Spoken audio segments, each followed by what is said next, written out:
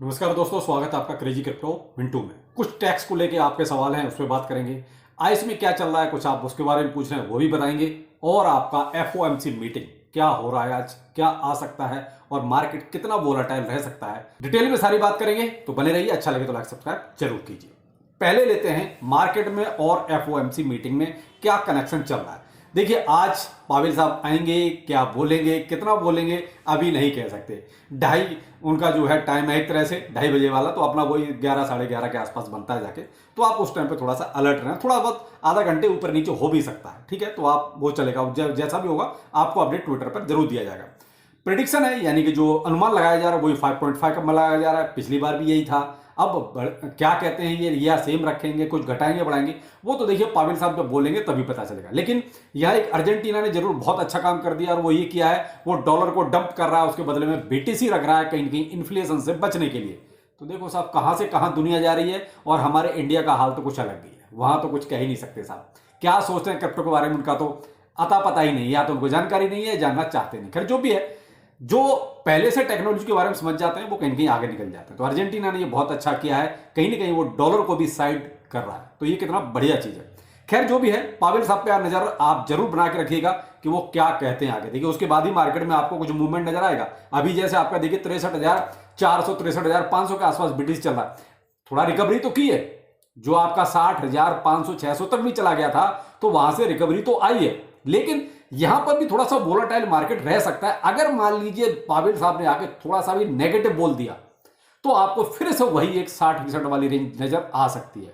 थोड़ा सा यहां पर आप नजर जरूर बना के रखें। लेकिन यहां एक नेगेटिव न्यूज तो आपके लिए पहले से ही आ चुकी है। ग्रे स्केल आज भी जो है 1400 बीटीसी के आसपास जो है मार्केट में उतार चुका है, यानी कि सेल करने के लिए ले आया है।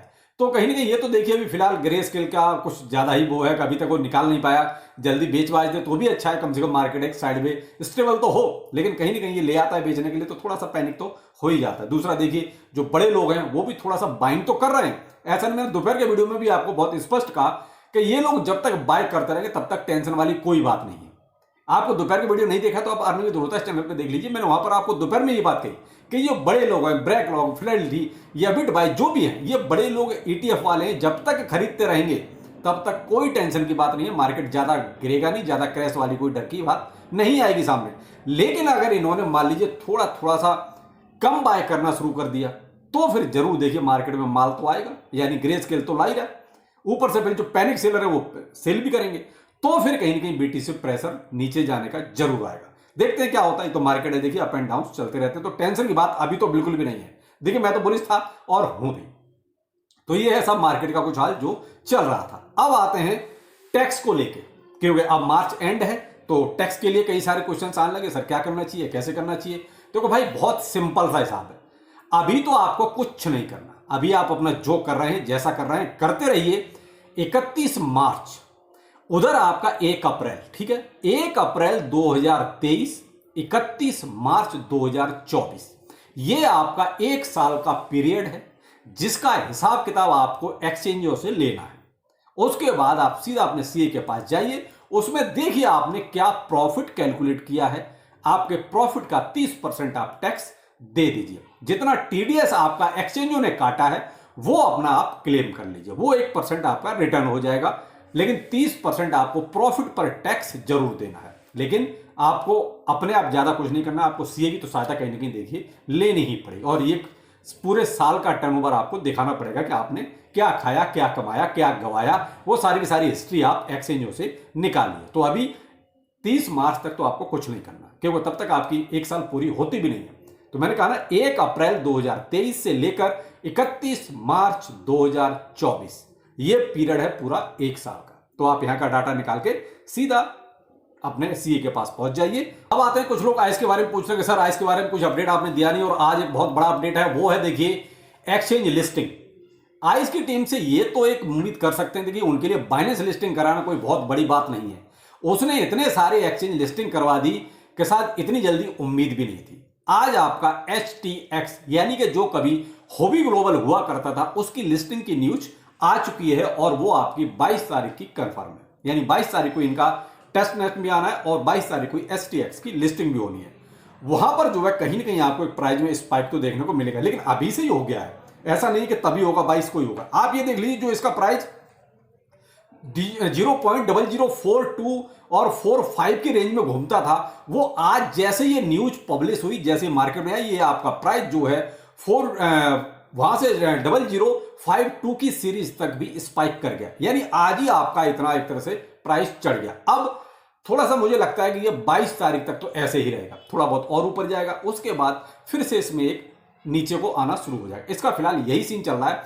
तो एक जो इसका प्राइस जहां पर ठहरता है आके, वो देखिए इसकी एक एवरेज जो एक तरह हम लाइन खींचते हैं अगर, तो वही अपनी देखिए 40 से लेके 45 वाली जो रेंज है ना, 0040 से 45, ये एक रेंज है जहां पर आके इसका एक तरह से साइड में मूवमेंट हो जाता है। उसी में थोड़ा बहुत कभी 42 हो गया, कभी 41, कभी 43, वो एक साइड में मूवमेंट वहां पर रहता है।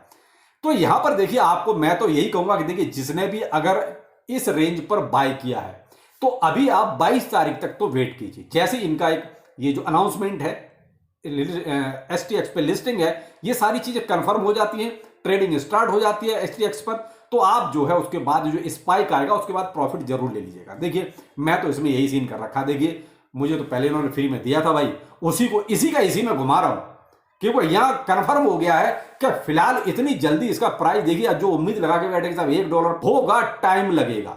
देखिए अभी अक्टूबर तो वो उम्मीद हम नहीं कर सकते भाई, अक्टूबर में ये जब बाइनेंस लिस्टिंग अगर होगी तो, और इनका जो मेन नेट आएगा तो तब उम्मीद रखते हैं कि साहब वहां कुछ थोड़ा बहुत आधा डॉलर पौना डॉलर तक पहुंच जाए। लेकिन अभी अर्ली स्टेज में अभी यहां $1 की उम्मीद मत कीजिए, अक्टूबर तक तो बिल्कुल मत कीजिए। तो इसलिए अभी तो आप प्रॉफिट लेते रहिए, बेहतर रहेगा। भाई यहां पैसे के लिए आए हैं, यहां किसी से दिल लगाने के लिए नहीं आए कि आए से $1 जाएगा ही जाएगा तभी पैसा निकालेंगे। भाई क्यों भाई, जैसा हमारे लिए और प्रोजेक्ट है वैसा ही आइस है, तो इसलिए भाई प्रॉफिट कमाते रहिए, डिप में बाय करते रहिए। मैंने आपको रेंज बता दी है भाई, 40 से 45 रेंज पर जब आता है आप बाय कीजिए, या SIP धीरे धीरे करते जाइए, जैसे जैसे ये नीचे जाता है SIP करते रहिए। 40 से 45 वाली रेंज है जहां पर ये बहुत साइड में मूवमेंट करता है, तो इसलिए आप वहां पर थोड़ा सा अपनी उम्मीद जरूर बना के रखें। लेकिन अभी देखिए प्रॉफिट है और अभी 22 तारीख तक प्रॉफिट होगा, तो आप थोड़ा, तो ये है कुछ अभी तक का मार्केट का हाल। बाकी देखिए आज मार्केट वोलेटाइल जरूर रहेगा, जैसे अभी मैंने कहा ना कि BTC आपका 64,000 तक भी गया था, लेकिन अभी तो फिलहाल आपका 63,000 और वही 500 के आसपास घूम रहा है। तो भाई यहां उम्मीद आप थोड़ा सा पाविल साहब पर ही कर सकते हैं कि वो आगे क्या बोलते हैं, कितना बोलते हैं और मार्केट के फेवर में कितना जाता है। कि वो फियर एंड ग्रीड इंडेक्स आपका जो अति से ज्यादा बुलिश हो गया था, वो कहीं ना कहीं अब एक सही रेंज पर आ गया है, यानी कि 74-75% के आसपास पर आ गया है।